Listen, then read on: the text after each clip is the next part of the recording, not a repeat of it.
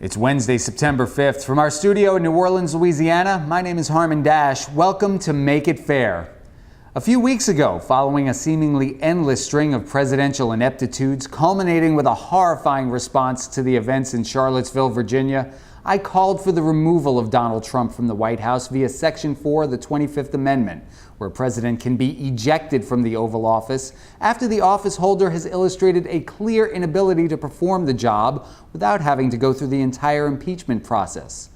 I stand by my assessment that Donald Trump has continuously and overwhelmingly displayed the behaviors necessary to trigger Section 4 of the 25th Amendment, but it's not likely to happen considering the man necessary in pulling that trigger, Vice President Mike Pence. Pence must submit a declaration to the House and Senate that he believes, for whatever reason, Trump is unable to carry out his presidential duties, and his declaration must be joined in chorus by a majority of those in Trump's cabinet.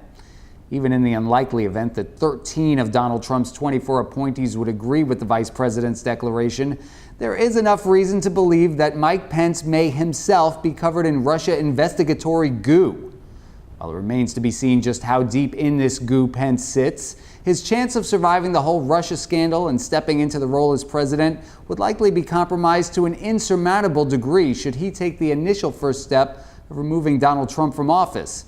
Given Trump's severe displays of narcissism and an extreme need for loyalty, such a move by his own vice president would undoubtedly enrage Trump to the point where, if he's going down, he'll take anyone he can with him, and he'd certainly put the man who began the removal process directly in his crosshairs.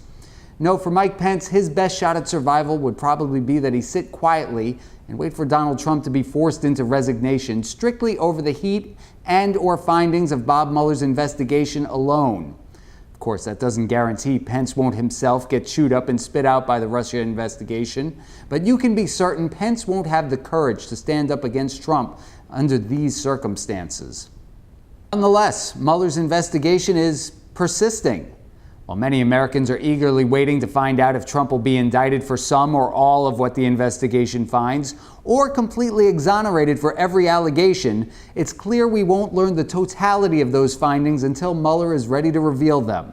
Still, little by little, bits and pieces of the investigation are making their way to the public, and with each passing day, the perception that Trump will be removed for something, if not everything he stands to be accused of, is feeling more and more like a reality.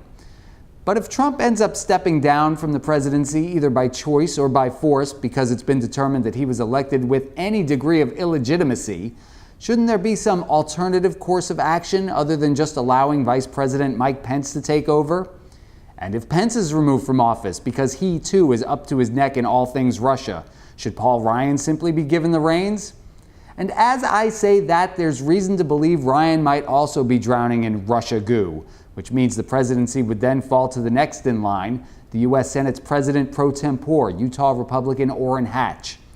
Hatch appears to be completely clean and clear of the Russia investigation, but should the party that aided, abet, enabled the efforts of a hostile foreign nation to illegitimately install a president over our democracy simply be given the Oval Office?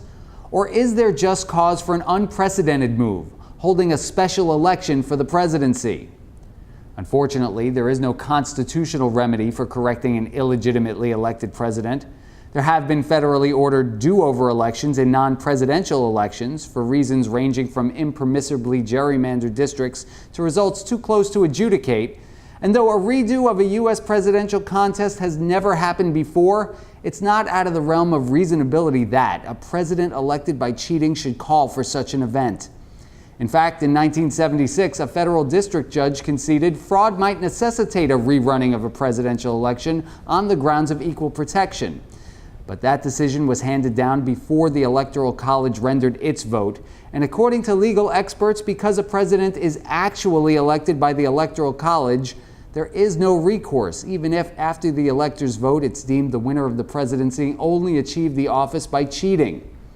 The Founding Fathers did not envision direct election of the president, much less identify a way to make sure the Electoral College followed the legitimate popular will of the people.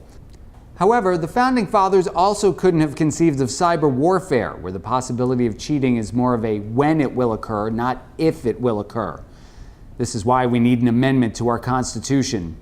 Wouldn't be the first time a movement to amend our Constitution for elements our founding fathers couldn't foresee took hold, and our democracy depends on such an amendment now, one that rejects any form of fraud, specifically technological fraud, to play a hand in the outcome of any election, presidential or otherwise.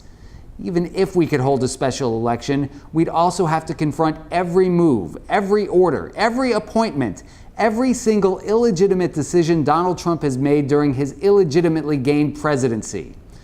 But with no pullable lever to stop cheating from occurring, no way to reverse the outcome of an illegitimately obtained position, wouldn't it stand to reason that cheating will become the standard operating procedure?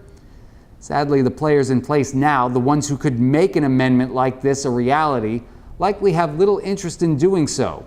But shouldn't we demand more spine from those elected to protect democracy as part of their overall governing duties? So we pose the question to you. How would you go about correcting an illegitimately elected president? We always welcome your comments on our website, makeitfair.com, where you can also become a member if you'd like to join us in the fight to make it fair. And remember, you can always find us on Facebook and Twitter. For Make It Fair, my name is Harmon Dash. Thank you for watching.